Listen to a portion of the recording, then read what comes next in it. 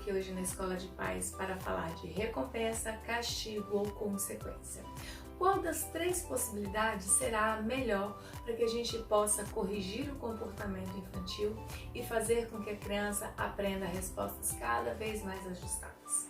Para a gente encontrar a resposta dessa pergunta, primeiro nós precisamos compreender o que é cada uma dessas três consequências. Bom, primeiro vamos falar sobre o castigo.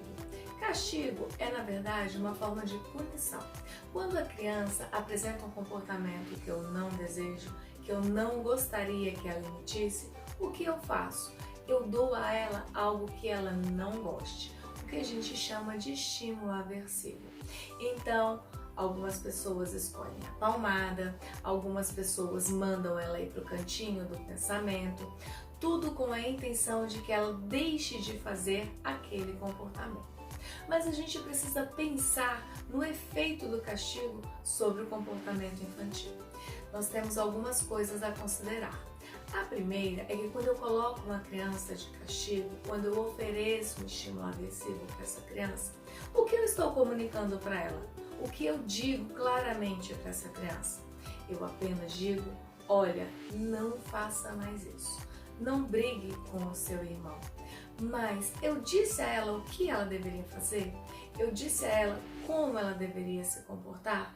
Essa é a primeira grande fragilidade do castigo. Ela não mostra para a criança quais as possibilidades de ação. Ela não instrumentaliza a criança para escolher possibilidades mais ajustadas e mais saudáveis de comportamento. Por outro lado, quando eu uso também castigos, eu posso fazer com que essa situação vire um efeito rebote. Por quê? Porque no castigo a criança vai lá para o seu cantinho, ela tem algo retirado e aí quando ela sai do castigo, ela pode voltar com muita ira, com muita raiva, porque durante todo esse processo ela ficou alimentando sentimentos negativos a respeito daquela situação, justamente porque a gente não foi capaz de comunicar a ela o que a gente precisa e espera dela. Então, quando ela vem, é possível que ela venha ainda com mais ira e esse comportamento pode se repetir cada vez mais e com cada vez mais intensidade. Por outro lado, a recompensa ela tem uma outra forma de ação. O que significa recompensar? É dar à criança algo que ela goste quando ela apresenta um comportamento que eu espero. Então eu digo, olha, estude e se você tirar uma boa nota, no final de semana nós vamos passear. O passeio é uma recompensa para aquele comportamento que eu esperava da criança, que no caso é estudar.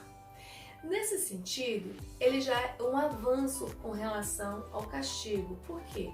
Porque eu estou comunicando à criança o que eu realmente espero dela. Eu estou dizendo com clareza, estude. Estudar é o que eu quero de você. Com isso, a criança não fica confusa a respeito do que se espera e ela consegue desenvolver estratégias para buscar as possibilidades de responder a essa expectativa do adulto. Ela se torna, então, um tanto mais independente, um tanto mais autônoma na busca dessa resposta esperada. Diferente do castigo, que ela fica confusa e sem saber o que fazer, justamente pela falta de apresentação de possibilidades. Já quando eu falo de consequência, essa ideia ela pode se confundir um pouco com a punição, mas ela traz grandes vantagens para o desenvolvimento infantil. O que significa a consequência?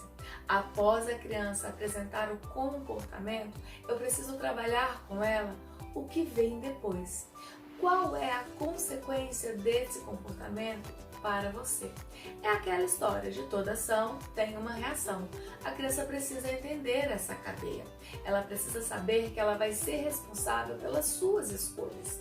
E aí, diferentemente da punição, eu coloco na criança, na mão da criança, a responsabilidade pelo controle daquele comportamento.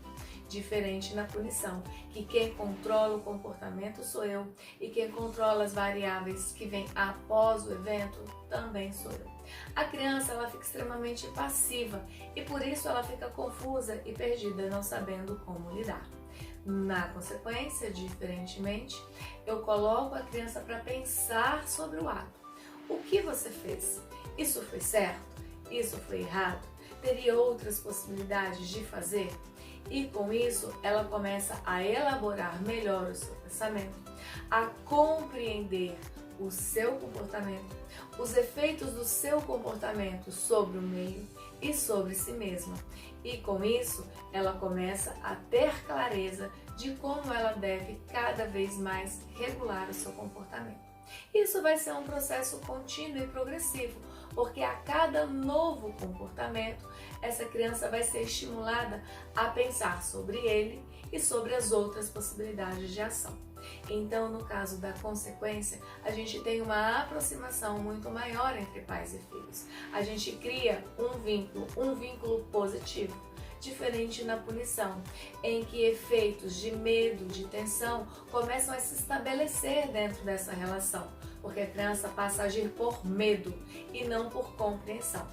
Já na consequência, a criança compreende e não precisa ter medo, porque ela sabe que ela precisa se responsabilizar pelos seus atos. E isso, progressivamente, gradualmente, vai tornando ela um adulto mais independente, responsável e participativo de forma ativa no contexto social. Então, você só não se esqueça de que nesse processo de recompensar, dar consequência, que a princípio são as duas melhores opções, você precisa levar a criança a cada vez mais desenvolver a sua autonomia e a regulação do próprio comportamento. Um grande abraço e até a próxima!